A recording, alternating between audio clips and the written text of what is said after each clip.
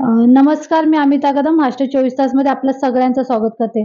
शिक्षण हे समाज परिवर्तनाचे एक माध्यम आहे. शिक्षकांच्या समस्या सोडवण्यासाठी प्रयत्न केले पाहिजे. त्यांचं सबलीकरण होण्यासाठी सुद्धा प्रयत्न केले पाहिजे.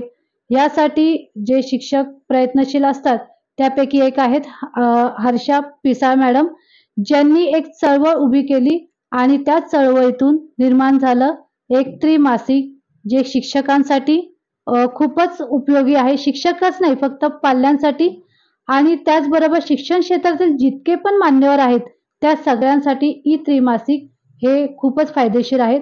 महाराष्ट्र 24 तासच्या माध्यमातून आज आपण त्यांच्याशी संवाद साधणार आहोत. ई त्रैमासिक बद्दल आपण जाणून घेणार आहोत.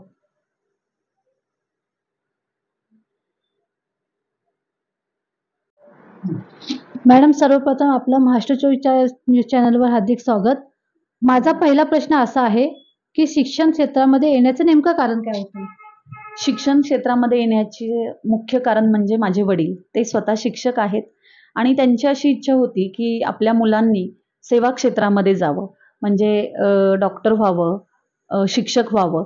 तर मी शिक्षक होण्याचं ठरवलं आणि त्यांचं असंही म्हणणं होतं की आपल्या मुलींनी शिकावं, त्यांनी स्वतःच्या पायावर उभं राहावं.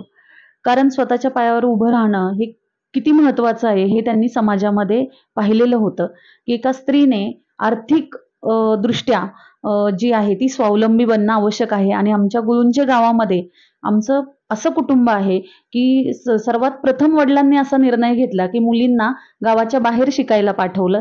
त्याच्यानंतर नोकरी जी आहे ती करू दिली आणि नोकरी करत असताना येणाऱ्या अडचणींवर कसं मात करायची याचंही मार्गदर्शन आजही मला घरातून मिळत असतं आणि म्हणून मी या क्षेत्रात आले.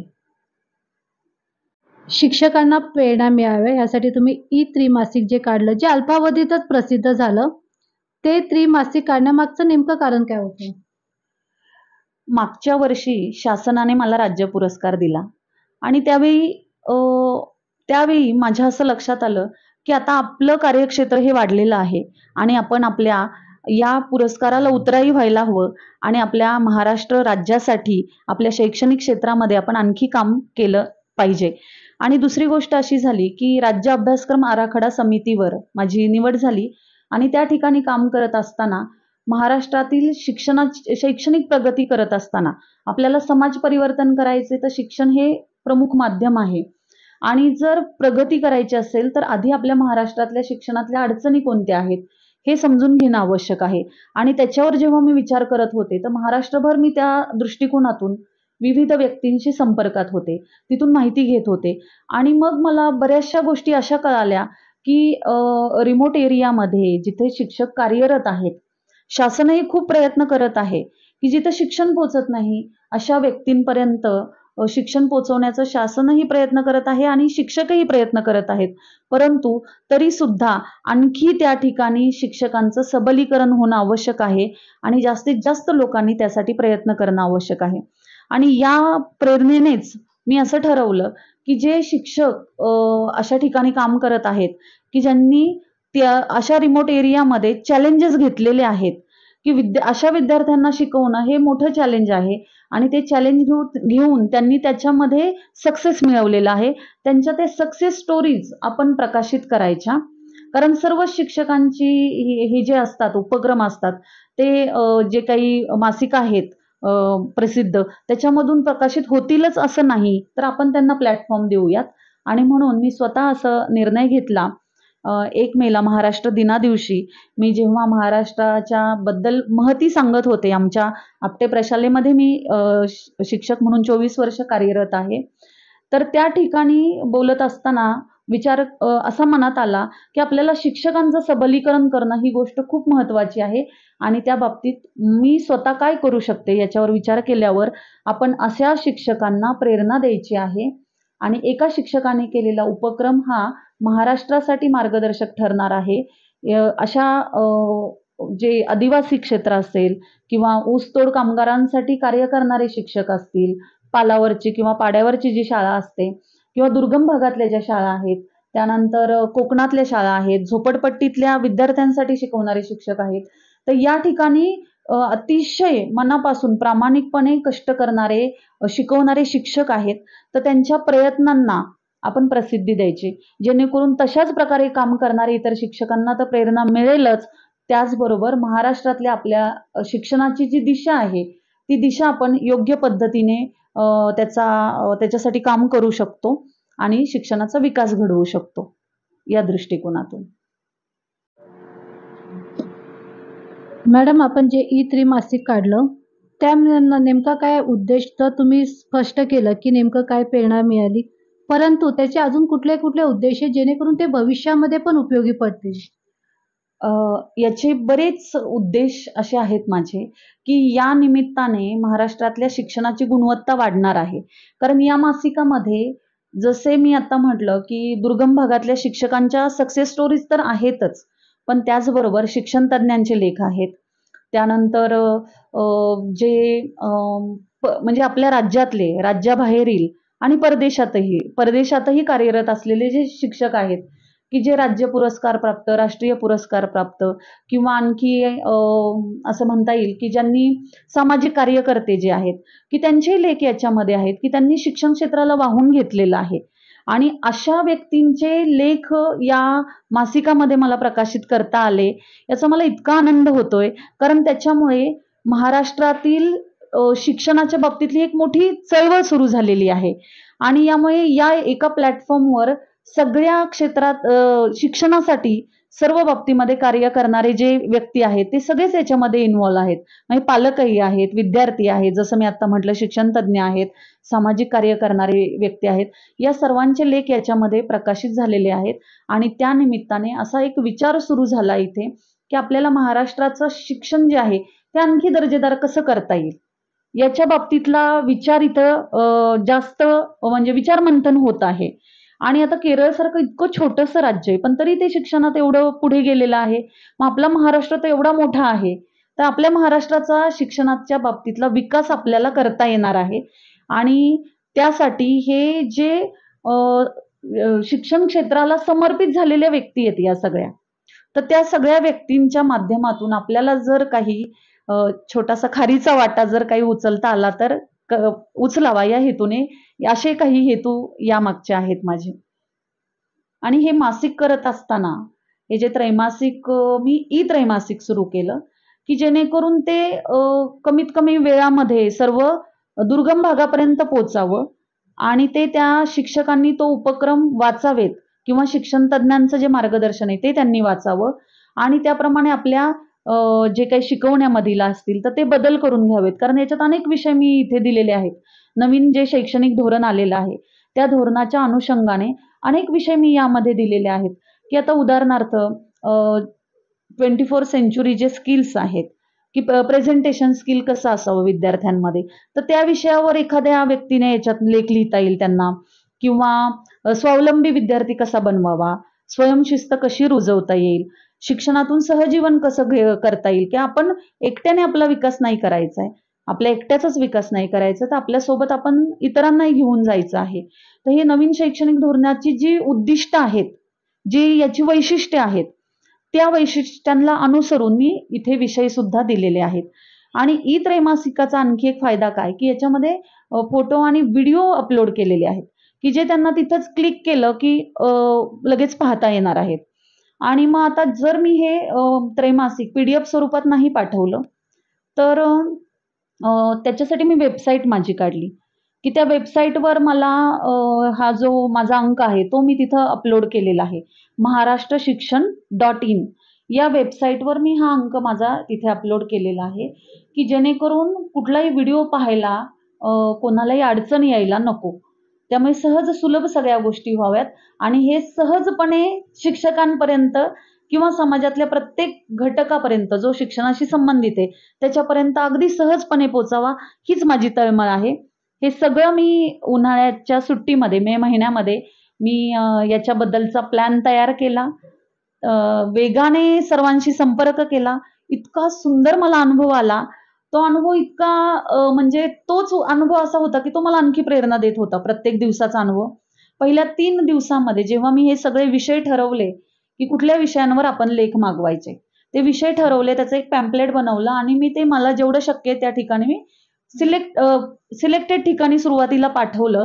कारण मला बघायचं होतं की हा आपला प्रयोग आहे तो कितपत यशस्वी ठरतोय. म्हणून काही ठराविक व्यक्तींना पाठवलं, ठराविक गटांवर पाठवलं आणि मग त्याचा रिस्पॉन्स असा होता की पहिल्या 3 दिवसामध्ये 17 लेख आले आणि तेही दिग्गजांचे लेख होते की ज्यांनी शिक्षण क्षेत्रामध्ये भरपूर काम केलेलं आहे.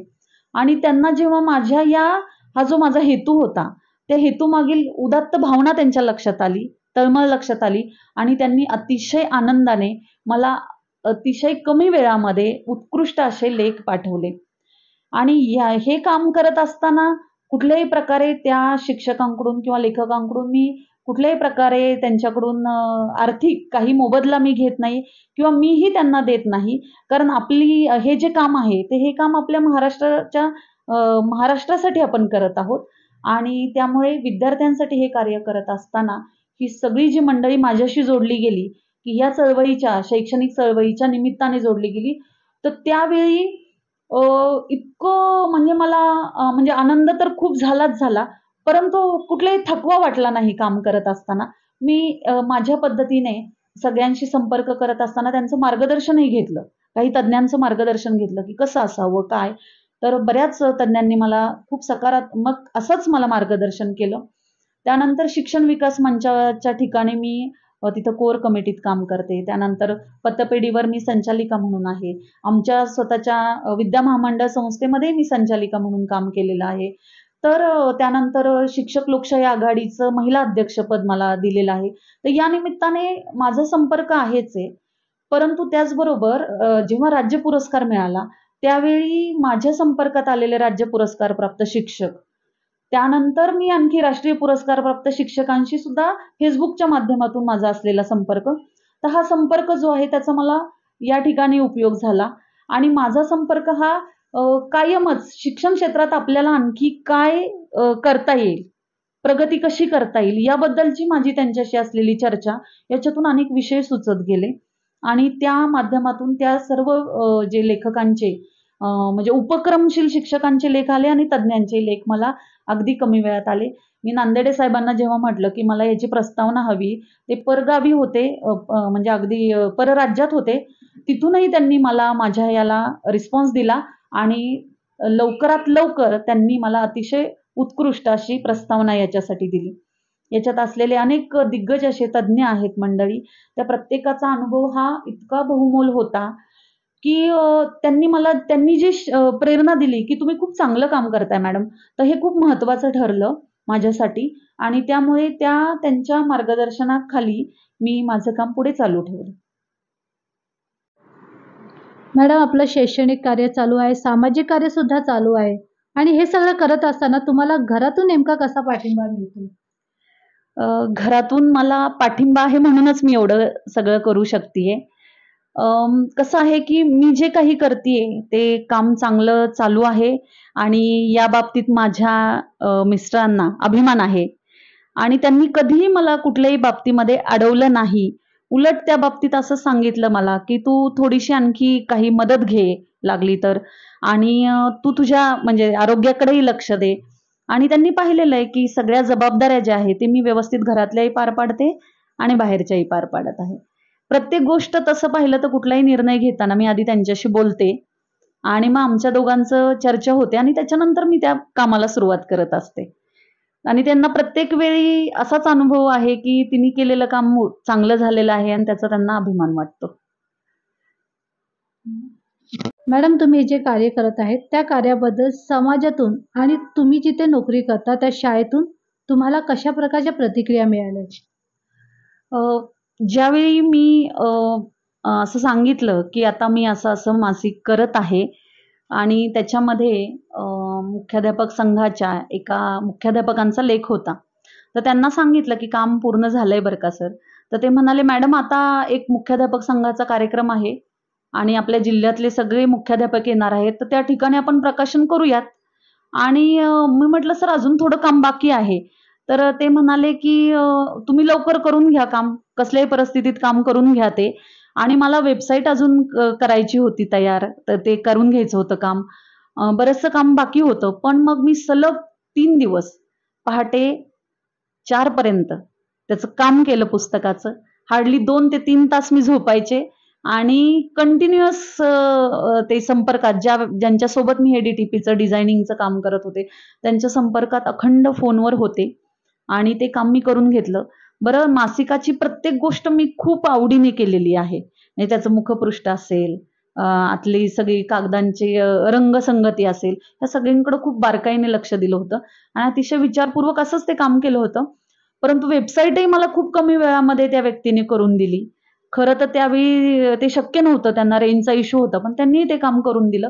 तर अशी खूप चांगले व्यक्ती मला भेटल्या, की ज्यांनी माझ्या ह्या कामामध्ये खूप मोलाचं सहकार्य केलं, की मला त्यामुळे सोपं गेलं हे सगळं. अतिशय कमी वेळात इतक्या कमी वेळामध्ये ते मासिक माझं तयार झालं. त्यावेळी ते आणि इतकं म्हणजे आवडलं ते सगळ्यांना.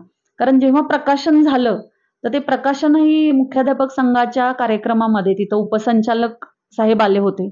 त्यानंतर माननीय शिक्षणाधिकारी साहेब कारेकर साहेब आलेले होते. तर त्यांच्या हस्ते त्याचं त्रैमासिकाचं लॅपटॉपद्वारे तिथे उद्घाटन झालं. आणि एक असं म्हणजे हार्ड कॉपी तिथं मला खरं डिस्प्ले करायचीच नव्हती, कारण हे मासिक आहे. परंतु त्या ठिकाणी म्हणजे अतिशय कमी वेळ होता म्हणून मी डिस्प्लेसाठी ते जे आहेत पहिलं जे पान आहे ते तिथं सादर केलं. आणि त्यावेळी सुद्धा अगदी अजून मी कार्यक्रमात असताना मी ज्या शिक्षण विकास मंचाच्या व्यक्तींशी सगळ्या संपर्कात असते, त्या गटावर मी ते टाकलं आणि त्यावेळी लगेच तिथेच हर्डीकर मॅडमचा फोन आला, की सगळ्यात पहिली शाबासकी कुठली होती तर ती, की ज्या मॅडमनी बालभारतीमध्ये आजवर कित्येक पुस्तकं केली, त्या मॅडमनी मला सांगितलं, की मॅडम खूप सुंदर पुस्तक झालेलं आहे. हे जे मासिक झालंय ते खूप छान झालेलं आहे. आणि त्याच्यानंतरचा एक शाबासकी म्हणजे अशी त्याच्यात भर म्हणून, की त्यांनी मला ₹1000 बक्षीस पाठवलं, की आता हे जे काम आहे हे सगळं मी माझ्या स्वतःच्याच याने करत आहे.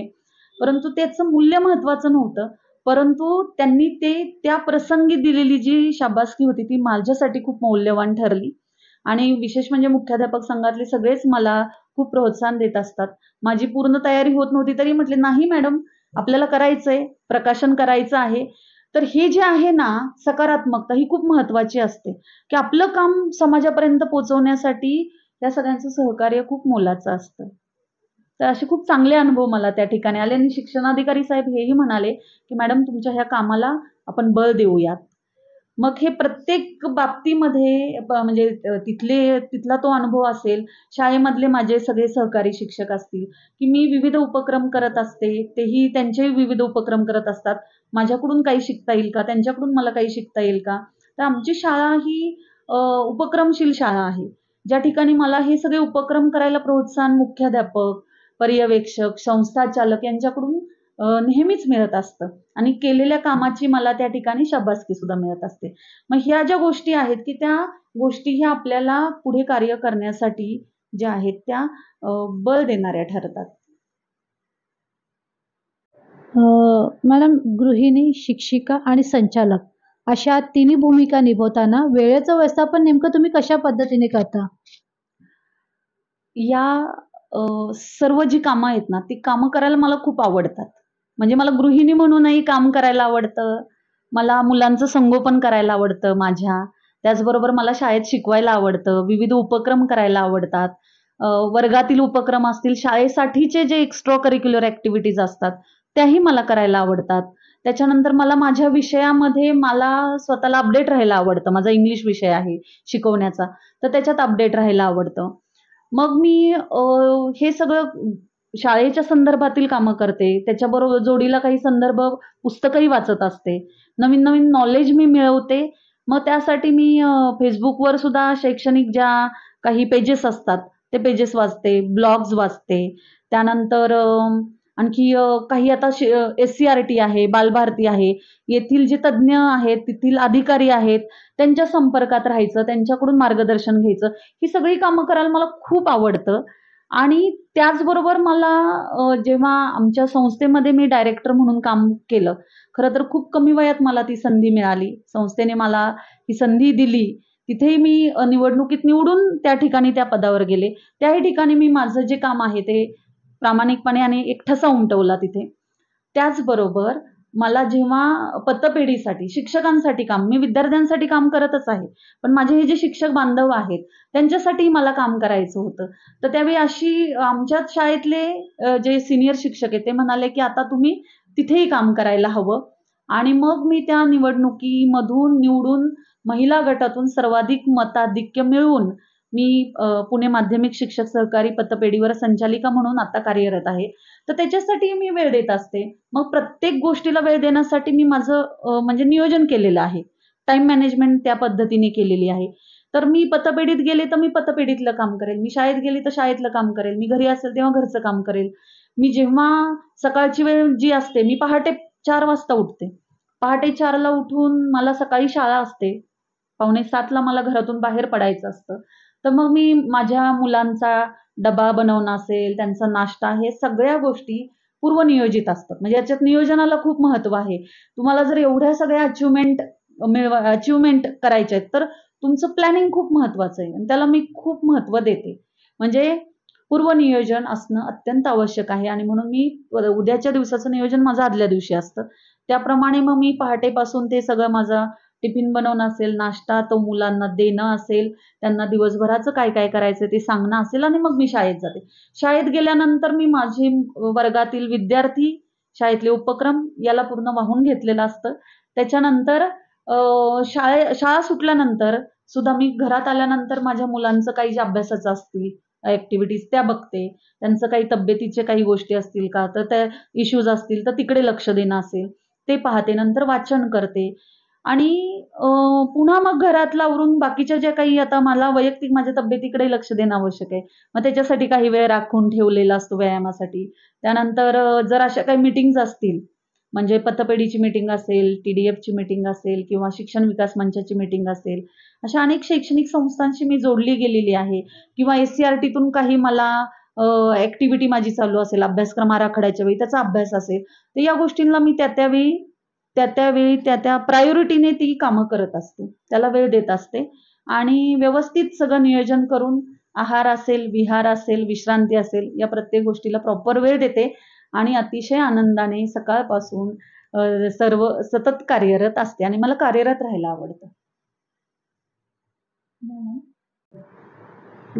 मॅडम, तुम्ही ते महाराष्ट्र शिक्षण नावाचं ई-त्रैमासिक काढलं. हां. त्याबद्दल तुमचा अनुभव कसा आहे?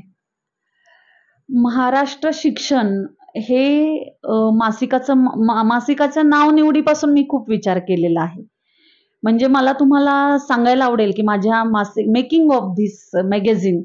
तर आता बघा हे या ठिकाणी खरं हे ई-त्रैमासिक आहे आणि डिजिटल रीडिंगची सवय सर्वांना व्हायला हवी आहे.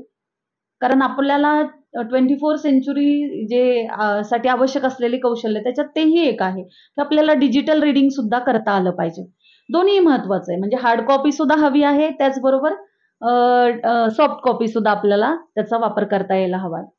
तर त्याची इथं मी एक हार्ड कॉपी इथं दाखवतेय तुम्हाला, की या मासिकाचं जे अंतरंग आहे ते मला तुम्हाला सांगायला आवडेल. की आता या पुस्तकाचं जर मुखपृष्ठ जर बघितलं, तर त्याच्यामध्ये की आपल्या महाराष्ट्रातले ज्या काही जिल्हा परिषद शाळा आहेत, त्याचं इथं चित्र दाखवलेलं आहे. की अतिशय सुंदर असं ही शाळा आहे, की जी डोंगरामध्ये वसलेली आहे. त्या ठिकाणी शिक्षिका विद्यार्थ्यांचं स्वागत करतायत. विद्यार्थी त्यांच्या आजीबरोबर शाळेमध्ये आलेले आहेत. त्यानंतर शिक्षक इथं त्या मुलांना वही, पुस्तकं असं शैक्षणिक साहित्य देत आहेत. तर हे पहिलं मुखपृष्ठ जे आहे, जून महिन्यातला हा अंक प्रकाशित झाला म्हणून प्रवेश उत्सव जो आहे, त्या संदर्भातील हे पहिलं पान मी घेण्याचं ठरवलं. आता हे जे चित्र आहे, हे माझ्या मामांची सुनबाई आहे, जान्हवी जेदे, तिने काढलेलं आहे. चित्रकार आहे ती उत्तम. तर अगदी सुंदर असं हे चित्र दिलंय, की इथली ही शिक्षिका म्हणजे खरं सरस्वती वाटतेय बघा. तर सुंदर असं चित्र तिने मला हेही चित्र अगदी कमी वेळात 2 दिवसामध्ये तिने मला बनवून दिलं. मग नंतर रंगसंगती कुठलं कसं काय असावं हे मी ज्या माझ्या बरोबर सहकारी आहेत, की ज्यांनी मला हे सगळं डी-टी-पी करण्यासाठी, डिझाइन करण्यासाठी मदत केली, त्यांनी खूप सुंदर मला करून दिलं. मी माझ्या कल्पना सांगायच्या आणि त्या त्यांच्या कल्पना आणखी त्याच्यात ॲड करायच्या आणि छान झालं. मग इथं मी लोगो बनवून घेतला, की कारण मला वेबसाईट बनवायची होती. तर त्याच्यासाठी लोगो आवश्यक होता. म्हणून मी माझं रजिस्ट्रेशन केलं आणि इथे हा लोगो घेतला की ज्याच्यावर लिहिलेलं आहे की दर्जेदार शिक्षणासाठी शिक्षकांचे सबलीकरण, की आपल्याला महाराष्ट्रातलं शिक्षण दर्जेदार करायचंय. मग त्यासाठी आवश्यक काय आहे, तर त्यातल्या अडचणी शोधायच्या आणि त्या अडचणींवर मात कोण करणार आहेत, शिक्षक करणार आहेत. मग शिक्षकांना आपण सबल करणं आवश्यक आहे आणि म्हणून याची टॅगलाईन मी ही ठेवली आणि महाराष्ट्र शिक्षण हे नाव दिलं त्याला. त्यानंतर इथे मी विषय दिलेले आहेत की कुठल्या कुठल्या विषयांच्या अनुषंगाने लेख लिहिता येईल. एक मार्गदर्शक म्हणून असे विषय दिलेले आहेत. त्याचबरोबर शिक्षक आपण आपल्या आवडीच्या क्षेत्रात जे उपक्रम केले ते लिहू शकतात किंवा तज्ज्ञ जे मंडळी आहेत की जे आज नवीन शैक्षणिक धोरणाच्या अनुषंगाने कुठल्या कुठल्या बाबतीमध्ये मार्गदर्शन हवंय त्यावर आधारित सुद्धा लेख देऊ शकतात. विद्यार्थी त्यांनी स्वतः केलेल्या शालेय जीवनातील कविता आहेत तेही प्रकाशित आपल्याला इथे करता येणार, विद्यार्थ्यांनाही संधी देता येणार आहे. पालकांनीही त्यांचे अनुभव सांगायचे की मुलांना घडवत असताना मला आलेला अनुभव असा असा आहे आणि त्याचा असा चांगला फायदा झाला, तर तुमच्या अनुभवाचा महाराष्ट्राला फायदा होईल. म्हणून असे विविध प्रकारचे विषय इथं दिलेले आहेत. त्यानंतर इथं संपादकीय नंतर प्रस्तावना जी आहे गोविंद नांदेडे साहेबांनी इथं मला प्रस्तावना या मासिकासाठी जी दिलेली आहे की जे शिक्षण संचालक होते प्राथमिकचे. त्यानंतर इथे अनुक्रमणिकेत जर बघितलं तर अतिशय तज्ज्ञ असे भारतीय ज्ञान परंपरेवर जो लेख लिहिलाय डॉक्टर दत्तात्रय तापकीरांचा आहे, शिक्षण तज्ज्ञ. त्यानंतर पहिले पाऊल विद्यार्थ्यांच्या भविष्याची मुहूर्तमेढ हे नागनाथ घाटुळे हे उपक्रमशील शिक्षक. त्यानंतर परीक्षा ही अतिशय सुंदर कविता संजीवनी बोकील मॅडमनी दिली. त्यानंतर शाळा पूर्वतयारी अभियान ही सोनी कानडे या शिक्षिकेने दिलेला उपक्रम आहे. शाळा प्रवेशोत्सव कसा असावा, आता ही जूनमध्ये असल्यामुळे जास्तीत जास्त लेख इथे प्रवेशोत्सवावर घेतले. उज्ज्वला जगताप यांचा आहे. त्यानंतर पोरं आत्ताच झोपी गेलीत ही अंजली श्रीवास्तव या स्वयंसेवी म्हणजे समाजकार्य करणाऱ्या अशा ज्या आहेत की त्यांनी इथं ही कविता लिहिलेली आहे. त्यानंतर शालेय प्रवेशोत्सवावर प्राचार्य नंदकुमार सागर सर जे मुख्याध्यापक आहेत त्यांचा आहे लेख. त्यानंतर कविता जी आहे शालेय प्रवेशोत्सवावर आधारितच अनुसया उदमले यांची आहे. आणि सगळ्यात आणखी म्हणजे की तज्ज्ञांचे अनेक लेख आहेत. त्यापैकी सुदाम कुंभार सरांचा आनंदोत्सव जो आहे प्रवासाचा तर तोही इथं लिहिलेला आहे. त्यानंतर विमुक्त भटक्या समुदायातील शिक्षणापासून वंचित मुलांसाठी पालावरची शाळा जो आहे त्याचा एक अभिनव उपक्रम शामराव रावले करत आहेत की जे स्वतःच्या शाळेतलं काम करून नंतर संध्याकाळी त्या ठिकाणी जात आहेत. त्यानंतर आम्ही किती भयंकर, एकदम म्हणजे चौथीतले विद्यार्थी जे असतात ते भूताला वगैरे घाबरतात, त्याच्यावर राजकिरण चव्हाण यांनी केलेला उपक्रम, त्याचे व्हिडिओ सुद्धा त्यांनी तिथे अपलोड केलेले आहेत. त्यानंतर डिजिटल साक्षरता याच्यावर शशांक हजारिका जे नॅशनल अवॉर्डी टीचर आहेत आसामचे, त्यांनी लेख पाठवला. तर ही सगळी मंडळी खूप तज्ज्ञ आहेत, आपापल्या क्षेत्रात खूप काम केलेलं आहे. स्पोकन इंग्लिशवर मीना मिश्रा मॅडम ज्या आहेत त्या स्वतः संपादिका आहेत, त्यांचा इथं लेख आहे. त्यानंतर श्री शिवछत्रपती शिवाजीराजे ही मयुरी बाबर ही एक विद्यार्थिनी आहे की जिने ऐतिहासिक सर्व जी काही कॅरेक्टर्स आहेत प्रत्येकावर तिने कविता लिहिलेली आहे. अशा तिच्या 50 कविता आहेत. हे जेव्हा मला कळालं तेव्हा मी तिला तिची ही कविता मागवली. त्यानंतर विद्यार्थी कसा असावा याच्यावर शिरीन कुलकर्णी फिनलँडच्या आता शिक्षण तज्ज्ञ म्हणून तिथं खरं तर त्या खूप छान काम करत आहेत. त्यांनी मला अगदी 2 दिवसामध्ये हा लेख पाठवला.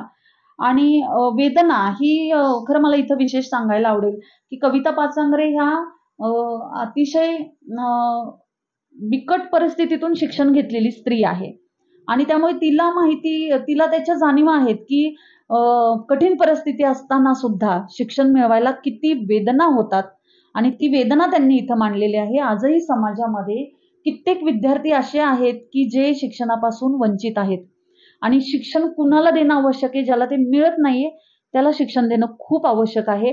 आणि कारण त्यामुळे काय होणार आहे, त्याचं आयुष्य बदलणार आहे, आपल्या राज्याचं जो विकास आहे तो त्यानेच घडणार आहे. त्यामुळे तिथं लक्ष देणं खूप आवश्यक आहे. त्यानंतर बच्चों की बँक ही सुप्रिया श्रीमाळी यांनी केलेला उपक्रम इथे प्रकाशित केलेला आहे. छोटस मासिक ठेवायचं असं ठरलं कारण जास्त लेख दिले तर मग वाचायला तेवढा एका ह्याच्यात वेळ देणार नाहीत तर शिक्षक मंडळी किंवा असं वाटलं म्हणून मी छोटंसं स्वरूप ठेवलेलं आहे, जास्त लेख दिलेले नाहीयेत. आत्ता सध्या माझ्याकडे जवळजवळ 70च्या पुढे लेख आत्ता माझ्याकडे आलेले आहेत महाराष्ट्रभरातून, महाराष्ट्राच्या बाहेर केरळ, दिल्ली, त्यानंतर परदेशातूनही आलेले आहेत, की ज्यांना शिक्षणाबद्दल तळमळ आहे, ज्यांना शिक्षण क्षेत्रामध्ये सतत कार्यरत राहायला आवडत आहे आणि त्यांना असं वाटतंय की आपल्यासारखीच ही पण एक व्यक्ती आहे, तीही याच्यामध्ये तळमळीने काम करते, तर तिच्यासोबत आपण राहायला हवं. चांगल्या कामामध्ये सपोर्ट देणारी मंडळी मला इथं भेटली आणि मला खूप आनंद झाला, कारण अधिकारी वर्ग म्हणजे SCRTतले सर्व अधिकाऱ्यांनी मला याच्यासाठी शाबासकी दिली आणि त्यांनी मार्गदर्शन केलं. त्याचबरोबर बालभारतीमध्ये मला खूप सुंदर असा अनुभव आला, की जेव्हा हे मासिक प्रकाशित झालं तर मला कृष्णकुमार पाटील साहेबांनी सांगितलं, की मॅडम तुम्ही तुमचं मासिक घेऊन बालभारतीमध्ये या, आणि मी एक प्रत घेऊन गेले तिथे दाखवायला. तर कसं असतं, की त्यांची बालभारतीचं शिक्षण संक्रमण, जीवन शिक्षण ही मासिकं आहेतच आणि आणखी आहेत मासिकं. परंतु तरीही की जर तेथील अधिकाऱ्यांचा जर लेख मला प्रकाशित करायचा असेल तर तिथल्या प्रमुखांची परवानगी लागते. तर त्यांनी सर्व तिथल्या अधिकाऱ्यांना बोलावून घेतलं आणि सांगितलं, की मॅडमने हे चांगला उपक्रम असा सुरू केलेला आहे, तर याच्यासाठी फक्त आपल्याच फक्त मासिकांसाठी नाही, तर मॅडमच्या या त्रैमासिकासाठी सुद्धा तुम्ही लेख द्यायचा आहे. आणि जेव्हा अशी तज्ञ व्यक्तींचे लेख जर इथं प्रकाशित झाले तर तेवढंच चांगल्या दर्जाचं मार्गदर्शन महाराष्ट्राला होणार आहे. त्यामुळे मला खूप आनंद वाटतो हे सगळं काम करताना. मग त्याच्यासाठी किती वेळ द्यावा लागला तरी त्याच्यामुळे मला कुठं थकवा किंवा असं काहीच बाकीच्या म्हणजे थकवा वाटत नाहीये. काम करत राहावं असंच वाटतं. उलट माझ्या कामाचा दर्जा आणखीन वाढला. कारण एवढे उपक्रम मी वाचले. तर तेवढ्या चांगल्या पद्धतीने मी माझ्या विषयामधील मी इतरांना सुद्धा त्या बाबतीत मार्गदर्शन करू शकले. ज्या वेळी माझा या प्रत्येक लेखकाशी संवाद होतो, सगळ्यात महत्त्वाचा असतो तो संवाद.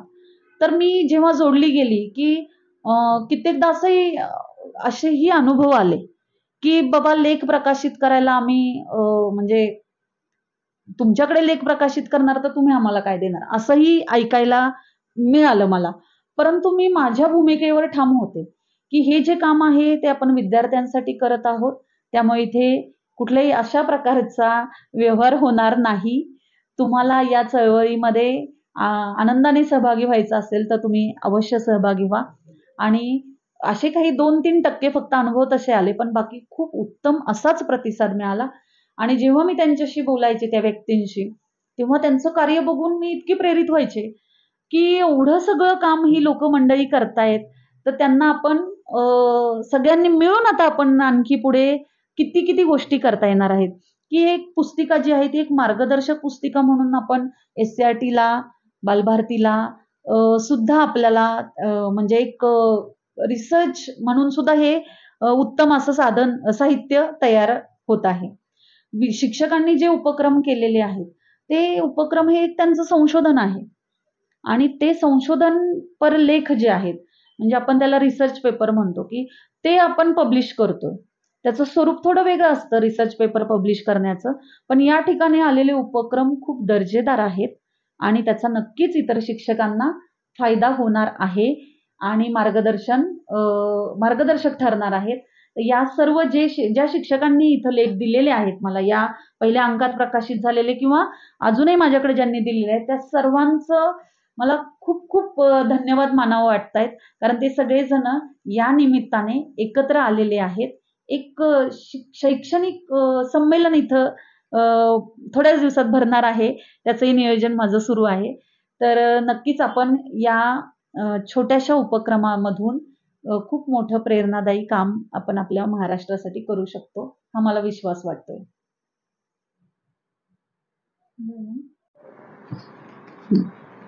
आणि सगळ्यात शेवटी हे जे मलपृष्ठ आहे, तिथे माझी शाळा जी आहे, माझ्या शाळेतील प्रसिद्ध शिक्षणतज्ञ स्वर्गीय पु. ग. वैद्य सर यांनी अनेक उपक्रम या शाळेमध्ये केले. तर त्यांचा इथे मी उल्लेख केलेला आहे. आणि आमच्या शाळेतील प्रवेश उत्सव आता सुरू झाला महाराष्ट्रामध्ये, की जिल्हा परिषद शाळांमध्ये विद्यार्थ्यांची संख्या वाढावी म्हणून शाळेचा पहिला दिवस हा कसा आनंददायी करता येईल याच्यासाठी शाळा प्रवेशोत्सव सुरू झाला. परंतु आनंद सप्ताह सुरू करणारे पु ग वैद्य सर, की ज्यांनी शाळा सुरू झाल्यानंतर आठवडाभर विविध कार्यक्रम आमच्या शाळेमध्ये असतात. मग त्याच्यामध्ये कथा असतात, कथाकथन असेल, त्यानंतर चित्रपट किंवा नाटक दाखवलं जातं विद्यार्थ्यांना, वर्षा सहल असते, आणखी जादूचे प्रयोग दाखवले जातात. असे विविध उपक्रम असतात आणि ते उपक्रम जे आहेत ते त्या संदर्भातील फोटो इथं या मलपृष्ठावर मी टाकलेले आहेत. आणि मला माझ्या शाळेचा खूप अभिमान आहे आणि म्हणूनच हे सर्व जी काम करत असताना आणखी आपल्या शाळेचा मान आपण कसा उंचवता येईल याच्यासाठी मी कायम प्रयत्नशील असेल आणि याबाबत मला नेहमी आमच्या शाळेतील प्रशासन आणि संस्थेचे जे कार्यकारी मंडळ आहे त्यांच्याकडून मला शाबासकी मिळत असते. महाराष्ट्र शिक्षण हे त्रैमासिक जेव्हा आपण काढलं तेव्हा कुठलीही गोष्ट करत असताना चांगला वाईट अनुभव येतच असतात. पण जेव्हा तुम्ही हे शिक्षण महाराष्ट्र शिक्षण हे त्रैमासिक काढलं तेव्हा तुम्हाला तसे काही अनुभव आले का, वाईट किंवा चांगले असेल? चांगले अनुभव तर भरपूर आले आणि जेव्हा असे काही चॅलेंजेस येतात, मला त्या चॅलेंजेस घ्यायला आवडतात. जर चॅलेंजेस आले तर त्यावेळी आपली मनस्थिती काय आहे ती खूप महत्वाची गोष्ट असते. समजा अडथळे आले तरी तिथं खचून जायचं नाही, तर आपण त्या अडथळ्यांना मात कशी करता येईल हे बघायचं. कारण आपल्याला आपलं जे ध्येय आहे ते साध्य करायचंय आणि त्यामुळे जरी मला कुठलीही अडचण आली तरी मी ती अडचण सोडून दिली नाही. मी ती अडचण कशी सोडवता येईल हे पाहिलं आणि त्यावेळी माझं मनोबल हे कायम उच्चच ठेवलं आणि ठेवते मी. मी त्या बाबतीत खूप जिद्दी आहे की एखादी गोष्ट ठरवली तर ती पूर्ण करायची आणि व्यवस्थित पूर्ण करायची. जे हातात घेतलेलं काम आहे ते तडीच न्यायचं. म्हणजे माझा हा एक स्वभावच आहे तो. त्यामुळे मला आलेल्या अडचणी तर असणार, अडचणी पार केल्याशिवाय कुठलंही यश मिळणार नाहीच. कारण आपल्याला डायरेक्ट इथं यश दिसतंय, पण तसं नाहीये. याच्यासाठी मला अनेक जसं म्हटलं मी की अपमान सहन करावे लागले किंवा त्या प्रसंगी मी कसं माझं मन स्थिर ठेवलं. त्यानंतर काही ठिकाणी नकार आले, त्यावेळी मी काय केलं, मग मी कसे आणखी प्रयत्न केले. मग संपर्क करत असताना मला कितीदा पुन्हा पुन्हा संपर्क करावा लागला. मग मला संवाद साधत असताना काय अनुभव आले. हे सगळे अनुभव माझ्या गाठीशी आहेत. परंतु आपण जे काम करायला सुरुवात केलेली आहे, ते काम करत असताना थांबायचं नाही हेच मी ठरवलेलं आहे. त्यामुळे मी त्या अडचणींकडे संधी म्हणून पाहते, की ती अडचण आली तर माझ्याकडे आता कुठली आयडिया येईल किंवा मी आता काय त्याच्यावर कशा पद्धतीने मात करेल, तर मला ती आयडिया सुचते किंवा मी त्याच्यावर मात करू शकते. म्हणजे तो आत्मविश्वास मला आहे. शिक्षण क्षेत्रातील व्यक्तींकडून हवेत, तर माझे संपर्क आहेतच. परंतु ज्यांना असं वाटलं की किती छान काम करताय तुम्ही, त्यावेळी काही जण स्वतः येऊन मला भेटले आणि म्हटले, मला सुद्धा तुमच्यासोबत काम करायची इच्छा आहे. तुम्हाला सहकार्य मला करायचंय. मला तर एक अनुभव असा आला, मिलिंद जोगळेकर मला म्हणाले, मॅडम तुमचा शिक्षणातील सहजीवन हा लेख मी वाचला आणि मला तो इतका आवडलाय आणि मॅडम तुमचं हे जे काम चाललंय त्याच्यात मला तुम्हाला सहकार्य करायचं. बरं, ही सगळी मंडळी जी माझ्यासोबत आहेत, की जे आता डिझायनिंग करतायत, त्या रेखा मॅडम असतील, ही सगळी मंडळी मला इतक्या सढळ हाताने सहकार्य करत असतात. आणि मग हे जे कार्य आहे ना, ते उगाचच असं होत नसतं, की ती सहजता नाही. त्याच्यासाठी भरपूर कष्ट घेतलेले आहेत आणि या सगळ्यांचे आशीर्वाद आहेत, शुभेच्छा आहेत, म्हणून आपण पुढे जात असतो, असं मला वाटतंय.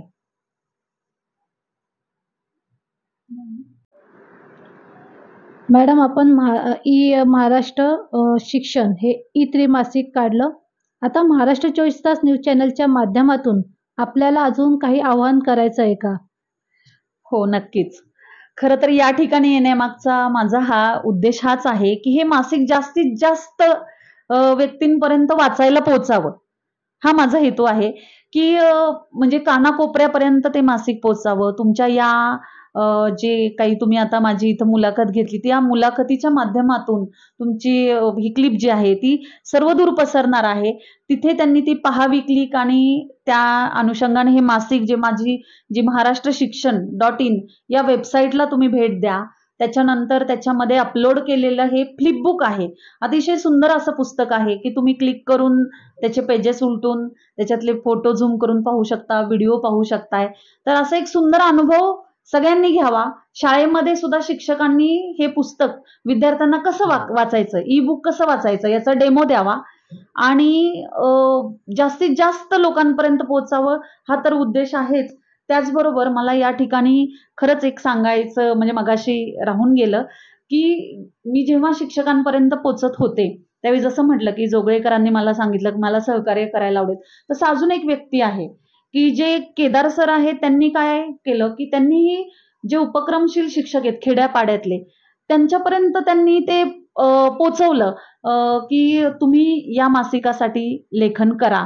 आणि मला विशेष आनंद हाच होतोय की जेव्हा खेड्यापाड्यातल्या शिक्षकांपर्यंत तिथे प्रेरणा देण्याचंही काम करणं आवश्यक आहे ते करत असतात. आणि तुमच्या या मुलाखतीच्या माध्यमातून सुद्धा त्या सर्व शिक्षकांनी फक्त लेख लिहिण्यासाठी मी इथं प्रेरणा देऊ इच्छित नाही, तर त्यांनी उपक्रम करावेत, भरपूर उपक्रम करावेत आणि त्या उपक्रमांची सक्सेस स्टोरी त्यांनी लिहावी. समजा एखादा उपक्रम असा आहे की तो केला परंतु 80% सक्सेस झाला आणि मग 20% का नाही सक्सेस झाला, मग त्याच्यासाठी मी पुढच्या वेळी काय करेल, हे सगळं त्यांनी त्या लेखात लिहावं. 400 शब्दांची शब्द मर्यादा दिलेली आहे. जास्त मोठं व्हायला नको मासिक म्हणून आपण काही गोष्टींचं इथं मी बंधन ठेवलेलं आहे. परंतु त्यांनी त्यांचा उपक्रम जो आहे तो बरोबर 400 शब्दांमध्ये बसवावा अशी विनंती करतेय मी. आणि त्या उपक्रमासंदर्भातील त्यांचे 2 फोटो सिलेक्टेड आणि छोटासा व्हिडिओ त्यांनी अवश्य पाठवावा. आणि तुमच्या या सक्सेस स्टोरीची, तुमचा जो यशस्वी झालेला उपक्रम आहे तो उपक्रम या प्लॅटफॉर्मवर प्रकाशित करायला मला नक्कीच आवडेल. आणि त्यासाठी मी खूप जे शिक्षण क्षेत्रातले तज्ज्ञ असतील, अधिकारी वर्ग असेल, त्यांच्याशी मी सतत संपर्कात असते. त्याचबरोबर शिक्षकांच्या संपर्कात आहे, पालकांच्या संपर्कात आहे, विद्यार्थ्यांनाही मी सांगत असते. तुम्ही तुमच्या विद्यार्थ्यांना, पाल्याला आवर्जून सांगा की तुम्ही आपल्या शैक्षणिक जीवनावर आधारित कथा किंवा कविता अवश्य लिहा आणि ती तुम्ही मला महाराष्ट्र शिक्षण 1@gmail.com या माझ्या ईमेल आय वर पाठवायची आहे. महाराष्ट्र शिक्षण 1@gmail.com ही एक माझा ईमेल ॲड्रेस आहे. दुसरा महाराष्ट्र शिक्षण 2@gmail.com या दोन्हीही ईमेल ॲड्रेसवर आपण मला लेख पाठवू शकता. त्याचबरोबर माझा व्हॉट्सअप नंबर द्यायला काहीच हरकत नाहीये, तर त्या नंबरवर सुद्धा तुम्ही तुमची वर्ड फाईल जी आहे ती अवश्य पाठवू शकता. माझा फोन नंबर इथे खाली दिलेला आहेच, तर तो तुम्ही अवश्य घ्यावा आणि त्याच्यावर तुम्ही संपर्क करू शकता.